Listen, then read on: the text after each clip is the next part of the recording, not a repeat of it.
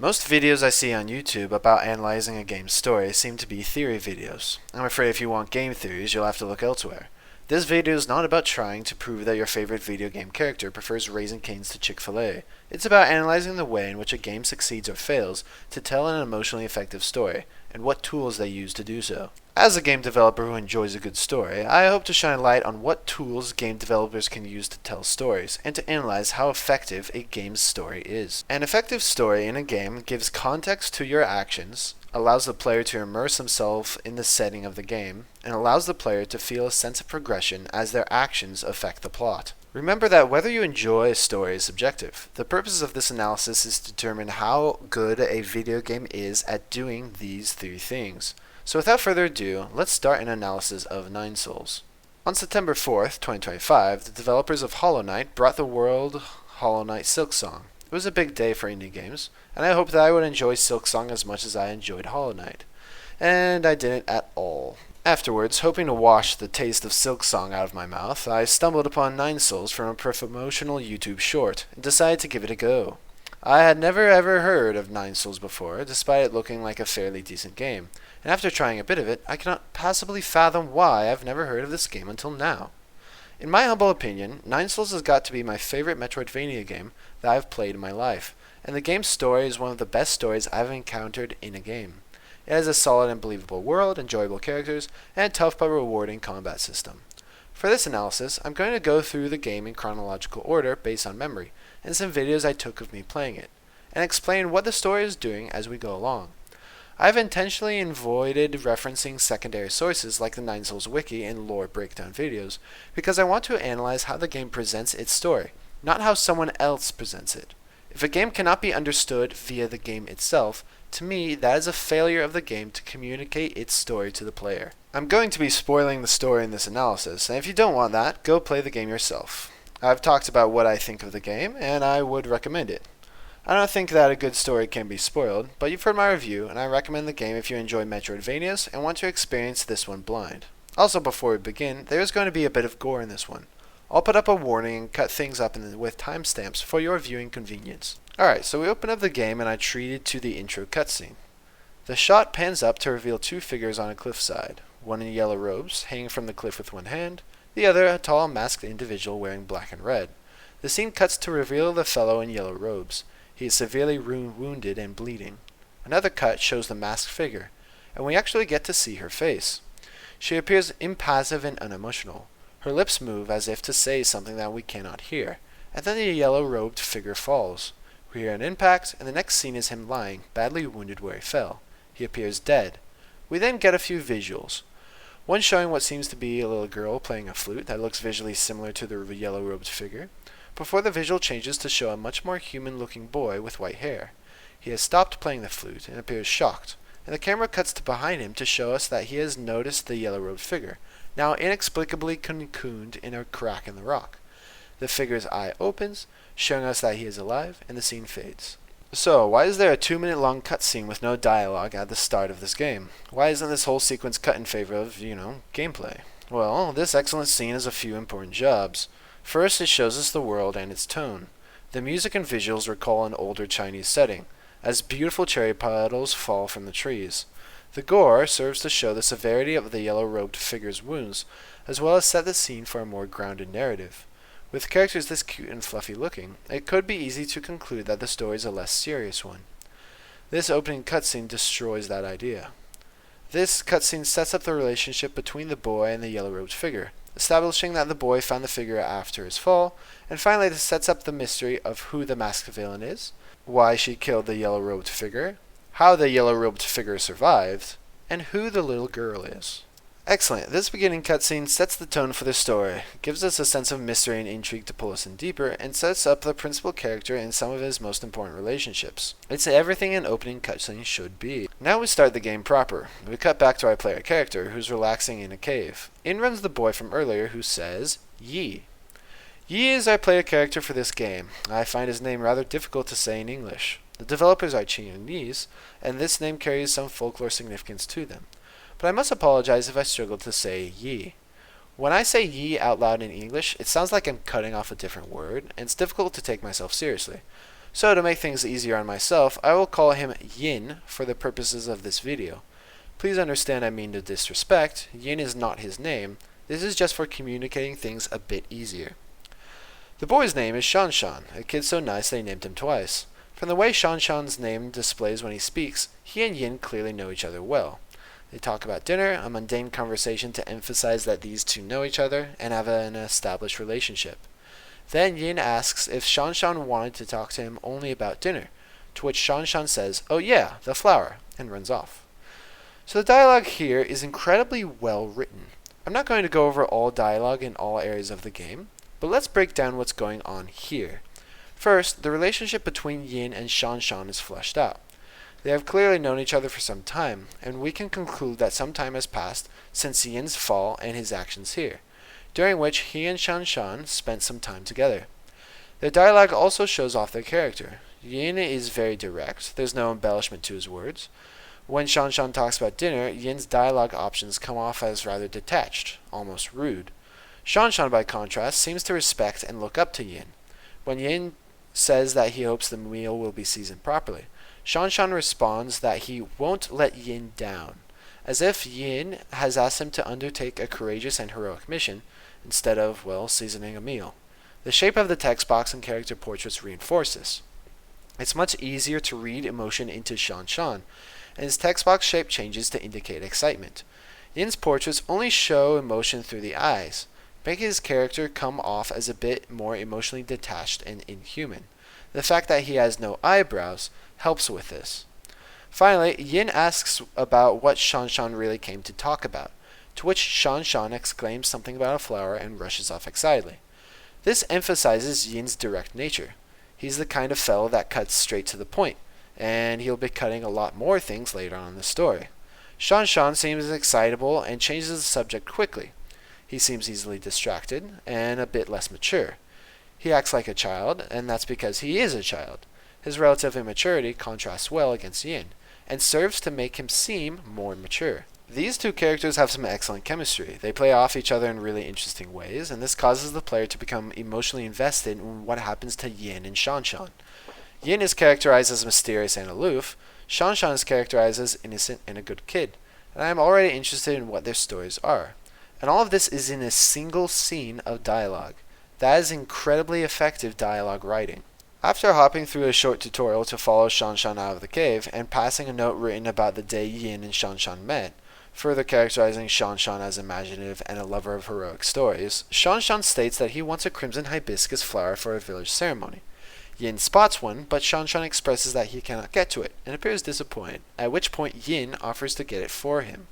This deepens the character of Yin by revealing that in spite of his seemingly uncaring exterior, he does truly care about his friend. The dialogue facilitates this. The writers could have written something like, ShaunShaun says, "Oh man, the flower I want. Yin, my good buddy, could you get it for me?" To which Yin replies, "Oh yes, I'll get the flower for you, my good bestest buddy in the whole wide world."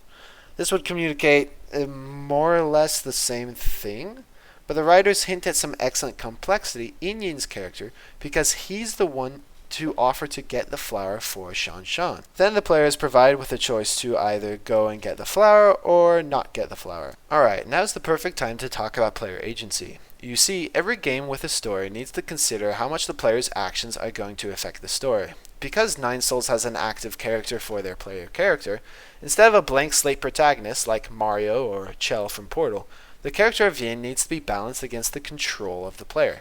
If the developers gave the player more control over their decisions, it would allow the player to do something out of character for Yin. Imagine if the developers allowed the player to kill ShaunShaun at this moment. Yes, the player's choices would be respected, but at the same time it would make Yin's character nonsensical, because Yin would never do this. It would also ruin the story the developers have prepared for the player. However, if they give the player too little control, it preserves the story they want to tell and Yin's characterization, but also makes the player resent the story. If the player has no choice in the matter, then why is it a video game? If the player has no agency in the story, then the story would probably be better off in some other medium, like a comic book or a TV show. Each game writer tackles this problem differently, and a correct approach depends on the game in question. What the devs go for in this game is very smart. They restrict your options to just two. You can choose to go and retrieve the hibiscus for ShaunShaun, or he can choose to not get the flower, resulting in ShaunShaun not having one for the ceremony. Hello, this is Editor Gatsby here, coming back to correct a small error I made when writing the script for this video. So, in this script I say that you can choose to not get the Crimson Hibiscus flower for ShaunShaun. This is actually false. You have no choice in the matter. You have to get the Crimson Hibiscus flower. It is absolutely and 100% part of what you have to do to continue with this area. You simply just won't be able to leave this area if you don't get it. However, the point I'm trying to make here still stands, as there are other quests in the game that allow you to either help out somebody or to ignore those people because they are peripheral to the main goal of getting revenge. And so even though my example in this case is wrong, because you don't have a choice in the matter of getting the Crimson Hibiscus, the point still stands because similar options are provided to the player later on in the game. If nothing else, this whole section just shows that this is absolutely a fundamental part of Yin's character. What's fascinating is that these two choices are both meaningful, but neither contradict the character or destabilize the entire narrative. As we will see later, Yin does not like the idea of ShaunShaun participating in the ceremony, and he is up against the ticking clock. ShaunShaun, for his part, says that he doesn't necessarily need the flower. It's just something a little extra to make the ceremony a little bit special. He doesn't press the issue to Yin. Yin has plenty of good reasons that would make sense to Yin to not get the flower. So if the player chooses not to get the flower, it remains consistent to Yin's character. However, it's established here that Yin also cares deeply for ShaunShaun and wants him to have the flower, for no other reason than the ceremony means a lot to ShaunShaun, and ShaunShaun means a lot to Yin. Yin retrieving or not retrieving the flower does not hurt his characterization, but it changes it slightly. The end goal of this whole game is revenge against the woman who killed Yin, and whether or not Yin chooses to be single-minded in pursuit of that goal, or to take the time to help those he cares about in pursuit of that goal, does not damage the overarching narrative and sets his character on two distinct yet believable paths. This method of giving the player the choice of how to pursue a goal instead of letting them choose the goal or forcing them to choose the goal is really smart. And Yin's possible recharacterization based on how the player chooses to pursue the goal is clever, and I can't say I've seen many other games tell a story this way. Many people fret about giving the player choice, but I fear sometimes the choices the players are allowed to make hurt the story. There is a place for stories that are entirely player-generated, where the player has full control of what they say and what they do. And I think there's definitely a place for that. But I think if that's all we believe game stories can be, we are limiting ourselves. The devs are careful to give the player enough control to feel like they are playing a game, while retaining enough control over the narrative to have the themes and story beats in it. Absolutely exceptional. In my playthrough, I decided not to be a jerk for no reason. I went and got the flower. ShaunShaun thanks Yin for getting the flower, and we are introduced to Peach Blossom Village. We are given some more exposition for the ceremony. 3 very lucky villagers have been chosen and will be selected to live with the divine souls, something that is apparently irreversible. This is done to appease the gods and to ensure the village has a good harvest. Yin clearly dislikes this ceremony, but ShaunShaun seems excited, as his parents were included in the ceremony sometime in the past, and he has not seen them since. He believes this will be his opportunity to finally reunite with them wherever they have gone. Boy, I hope this ceremony isn't secretly evil. We also meet a few characters in Peach Blossom Village, one being the shaman, who teaches about the importance of the ceremony, and the other being Shenong, who, like Yin, seems skeptical of the divine nature of the ceremony. And finally, Ryu, who seems to be Yin's servant. Anyway, Yin and ShaunShaun eat dinner, and Yin shares a story about a hero at ShaunShaun's request. The writing here is excellent for maintaining the characterizations of these two characters, as well as building up tension for the upcoming ceremony. The next day is the ceremony, and everyone gathers to watch. The lucky 3 are positioned next to this bizarre machine, and one by one they step inside. The visuals here are excellent, and it truly does clue the player into the horror of what's happening. A massive sphere clamps onto the head and shoulders of the villager. They are lifted up, and, behind a screen so as to conceal the nature of this machine from anyone watching, the machine cuts the head off the villager like a can opener, and the resulting corpse is collected below. It's a terrifying, efficient contraption, and effortlessly confirms the fears of Yin and Shenong. It's a powerful moment of show, don't tell, and I think it's worth the extra effort it undoubtedly took to animate it, as it defines how the villagers are controlled and used. I'm also very grateful the writers didn't try to subvert my expectations here. It's pretty clear from the foreshadowing that the ceremony was set up to be nefarious, and it would be rather silly if it was a normal ceremony. Anyway, ShaunShaun is the last to go. As the sphere straps on, ShaunShaun gives a heartfelt goodbye to Yin, saying that he was grateful for the time they spent together. Next, Yin jumps forward, blows up the contraction, and saves ShaunShaun. ShaunShaun is distraught, asking Yin what happened, as the other villagers panic and flee. Yin then tells ShaunShaun that the Yin he knew was a lie. He turns to the platform, hacks into it, and rides it below as ShaunShaun protests. Now, this sequence does a few really great things. The first is it establishes world building. The villagers worship beings called souls that they believe to be gods. Yin and Shenong don't believe in the gods, with Yin being fully aware of what is truly going on, having lived his life outside of Peach Blossom Village. Yin also gets a call before the ceremony by Ryu, his apparent servant, who says that he'd have to wait 2 years before the next festival to leave Peach Blossom Village, and that he should be careful when he leaves to not raise any alarms, as Yin has many powerful enemies. This makes Yin's actions really fascinating. He is still implied to be wounded from what happened to him in the opening cutscene, and he needs to be stealthy. He could wait out this ceremony, or wait until the ceremony is over and sneak out alone. Instead of any of this, and knowing full well his actions will complicate his goals, he risks his goal of revenge just to save ShaunShaun's life. The fact that he only saved ShaunShaun leads me to believe that he hadn't made up his mind about whether he would do this until the last possible moment. And his attempt at trying to cut ties with ShaunShaun by telling him that the Yin he knew was a lie, in contrast to ShaunShaun's moving farewell to Yin, is another piece of excellent dialogue. Yin knows that he is saving ShaunShaun, but his actions in ShaunShaun's eyes would appear to be cruel, and ShaunShaun seems distraught when Yin interrupts the ceremony.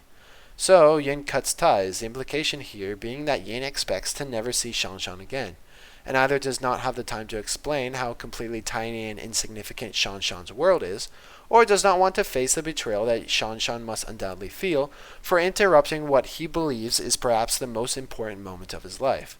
So, Yin leaves ShaunShaun abruptly, having saved his friend against his own best interest and seemingly consigning himself to never seeing that friend again. This is some really powerful and necessary character writing.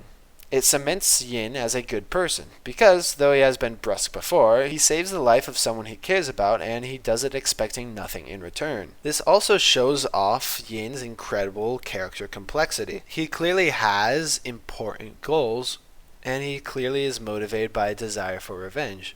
However, he does still take the time to care about other people. Right now, all of Yin's motives aren't revealed. He is still a very mysterious character with a very mysterious past. However, even though his motives aren't entirely understood, we know that Yin is a good person. And so his mysterious nature, mixed with his obvious desire to do good in a world that seems nefarious, set up a compelling story. I want to learn more about Yin because I know that there's more to learn about Yin.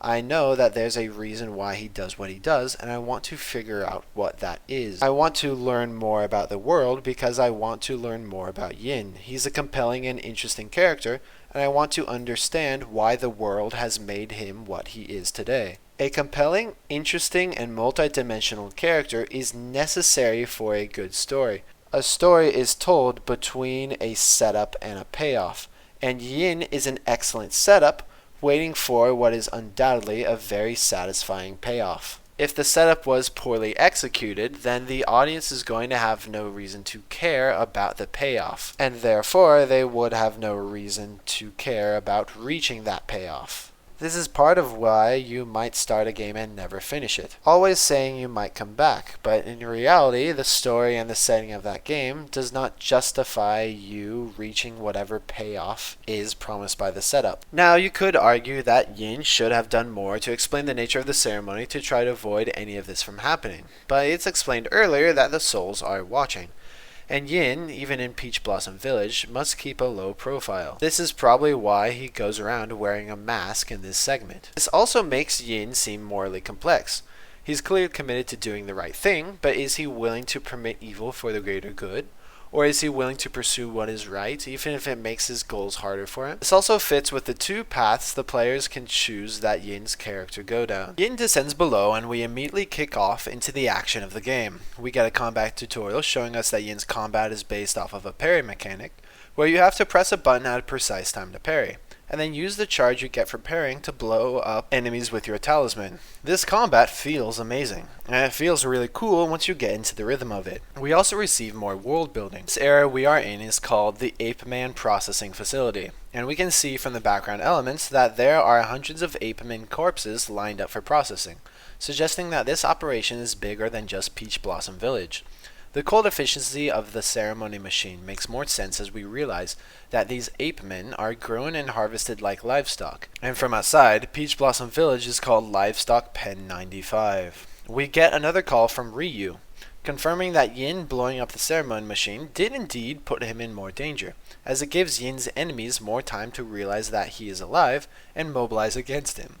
And Yin states that his plan is to hit his enemies hard and fast, so they have no time to group together and face him unitedly. Something implied to be more difficult because he saved ShaunShaun. Good stuff, the path of this story is defined for us. Now a bit of a tangent.